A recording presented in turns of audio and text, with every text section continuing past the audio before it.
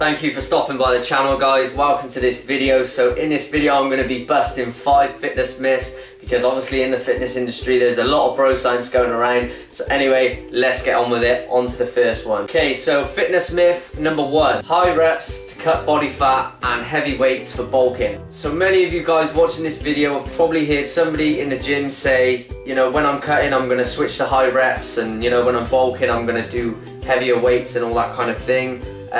This, guys, is a total myth, to be honest. Number 1, why you don't want to use high reps whilst you're trying to cut body fat is you're going to burn more calories when you're using heavier weight. From my personal experience, like when I'm cutting, I always, like on my first kind of exercise, I will always do like a 5x5 just to kind of maintain strength whilst cutting. Obviously, whilst when you're dieting, your body is going to be restricted on calories, and you know, it's going to use anything it can for fuel. So if you're not using those muscles to, you know, lift that heavy weight, then your body's probably going to sacrifice muscle, to be honest. So you need to lift heavy to give your muscles a reason to stick around, to be honest. It's kind of that saying in a way, if you don't use it, you lose it. So I always kind of stick by that, to be honest. Does anybody else have a question? I have a question. Is it true that if you don't use it, you lose it?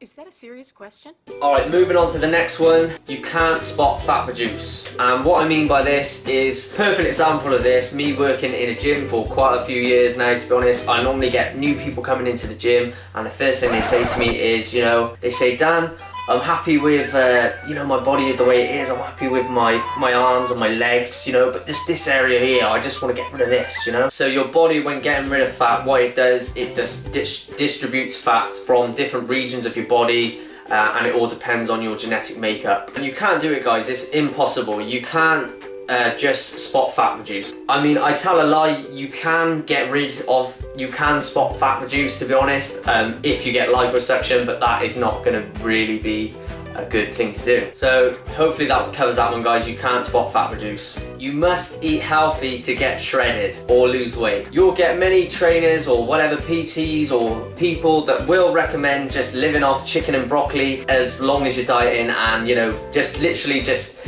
eating the same old boring foods. That's fine if you want to actually do that, but this is a total myth, guys, and I'm going to explain why. So when you're dieting and you're trying to lose body fat, being in a calorie deficit is all that's going to matter, to be honest. So let's just say, for example, my maintenance now, for me to stay the same body weight, don't listen to these figures, but I'm just giving an example. Let's just say, for me to stay the same weight that I am now, not gain weight or lose weight, is 2,500 calories. Let's just say that for the sake of this video. Now say if I eat 2,100 calories, that's going to put me in a calorie deficit. So what I'm doing by this is my body is going to be in a position where it needs to use body fat, because that's what fat is stored energy.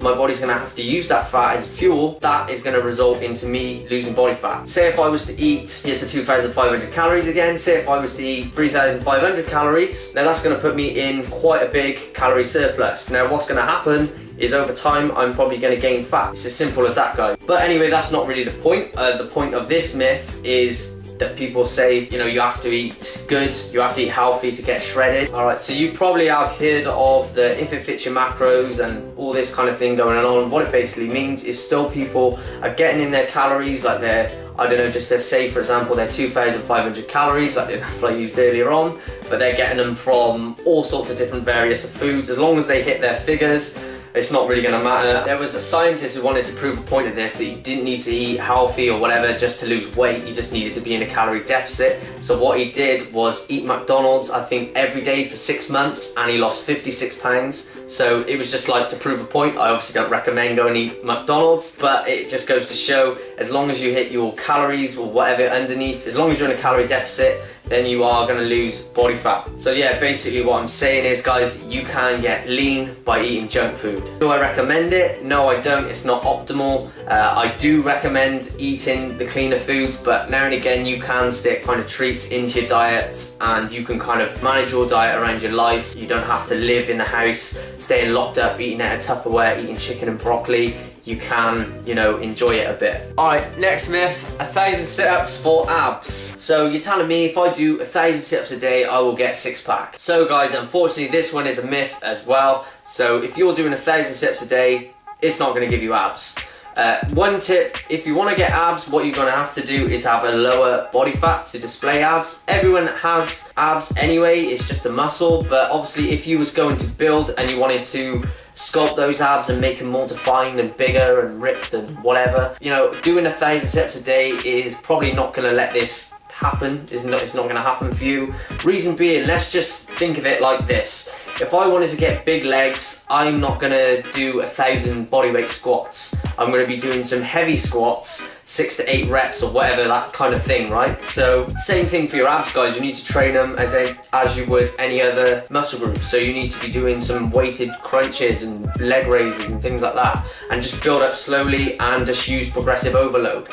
This over time is going to build bigger, more sculpted, ripped abs. If you have a high body fat, still as much as you train those abs, you could train them every day if you want to, they're still not going to show through because you need to have a low body fat to show your abs off, basically. Last kind of fitness myth, guys, bit of a controversial one: don't eat carbs before bed. Logic tells us that this is actually true, like don't eat carbs before bed. It sounds like right in the head because you're going to bed at night and you're not as active, you're sort of sleeping, so those carbs you've just eaten, they're not going to be getting burned up, so they're going to get stored as fat. Pretty much bro science, and it sounds right, but bro science always sounds reasonable and, you know, logic, but anyway, this is a total myth, guys. It kind of refers to point number 2 again when I talked about the calorie deficit, so it's kind of the same thing, falls in the same category. But anyway, we're going to talk about it. So like I said, my experience, I've personally found I've ate carbs before bed now the last couple of years, to be honest, and it hasn't affected me. I've still got my results and I've been fine. I've not, you know, it hasn't hindered my results at all. And also research shows this, guys. So I found an article online by Layne Norton. He pretty much knows his stuff, to be honest. He's, you know, a lot smarter than me, to be honest, and I'll link the article down below. They had 2 groups of people. They were both groups of people were on the same calories per day, but the one group A ate most of their carbs during the day.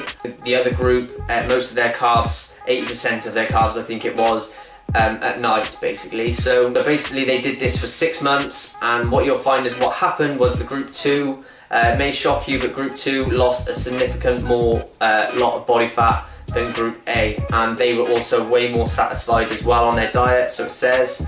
I'm not saying, guys, eat all of your carbohydrates at night and just don't eat any throughout the day, because I don't do that. I eat my carbs pretty much, a good majority of them throughout the day, but I will always save a good, say, 30, maybe 40% of my carbohydrates during the evening time, just because I find it more satisfying. So that is what I do. Like I said, I'm not advising to go and eat all of your carbohydrates at night. Alright guys, so that is the end of this video. So that was my 5 fitness myths busted. Hope you enjoyed it, guys. I'm not trying to sound like a know-it-all by making this video, but I thought it'd be a fun video to kind of make and just choose 5 kind of random fitness myths and just talk about them. Hope you enjoyed it, guys. Hope it's helped you out. If you liked the video, guys, then leave me a thumbs up, and I will see you on the next video, guys. Subscribe if you're not subscribed. Just do it! Make your dreams come true! And I will see you again.